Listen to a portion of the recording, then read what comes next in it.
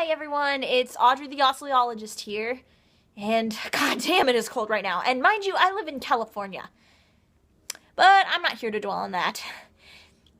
I'm here to dwell on, I'm going to talk about probably, God's gift to Disney Channel, also known as Austin and Ally, and I'm going to share some conspiracy theories that I have based on the show. They're about mental illness, so if you're sensitive to that, you may want to skip this video. And there's only 2 of these theories. Just to let you know, so this isn't going to be an overlong video. And, okay, I'm gonna stop beating around the bush and explain the theories. Number 1 is that Austin has schizophrenia. I'm going to start with a theory based on just one episode. In the episode Critics in Confidence, Austin seems to show off a lot of signs of schizophrenia.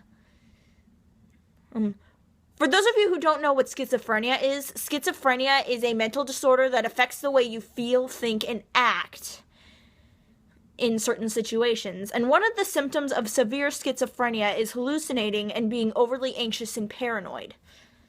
And in the episode Critics in Confidence, Austin's concert is panned by an asshole critic named Kenneth Crean, and it causes him to get stage fright. And this is kind of where the schizophrenia comes in. There are scenes in the episode in which Austin sees and hears things that other people around him don't see and hear. And there's a scene where he becomes, like, overly anxious and panicky, and he just, like, panics and runs off the stage.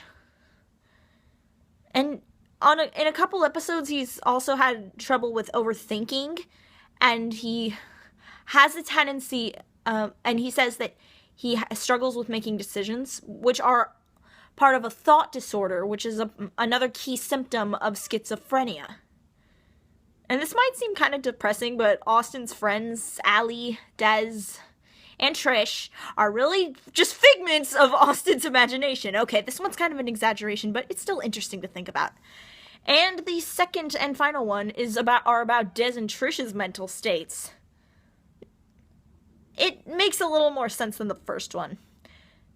The theory is that Des and Trish have, Des, we all know him. He's the crazy redheaded motherfucker. And I could write a book as long as a Harry Potter novel to talk about how he's not psychologically able. Where the hell do I even start? His abundance of idiosyncrasies, his delusion, his insanity, his paranoia, his very strange and somewhat inappropriate reactions to situations, how he doesn't always think clearly. And so basically, Des seems to have a mix of very severe mental disorders: psychosis, borderline personality disorder, schizophrenia, schizoaffective disorder, and bipolar disorder. Next we have Trish, the slothful yet ass-kicking Latina who doesn't take shit from anyone. And I'll be honest as hell here, she doesn't seem to be in her right head either. She has a habit of swindling other people to fulfill her desires, and she has a sense of entitlement. She has an insatiable desire for money and other riches. She doesn't always independently realize her sometimes self-centered actions. She expects other people to do what she wants with compliance. She has a constant requirement of people admiring her. And she often acts like she's superior to other people. But that's not the only way Trish is not psychologically stable. She has a seemingly homicidal side, mostly directed towards Des. In the episode Everglades and Alligators, when the gang is pursued by an alligator, Trish attempts to quell the alligator by attempting to feed Des to her. Another example is the episode Presidents and Problems, when she holds a large pair of hedge trimmers and the scene insinuates that she's going to amputate Des's fingers. I mean, I love Trish. She's a bad bitch, but at the same time, she's kind of a bloodthirsty monster. And in all honesty, Ally seems to be the only one that's okay. But like I said, these are just theories. You don't have to agree with them. And like I said, even though I do have these weird-ass conspiracy theories that are probably far the fuck off, they're just theories that I made up. I'm not asking you to agree with them. And I do absolutely adore Austin Ally.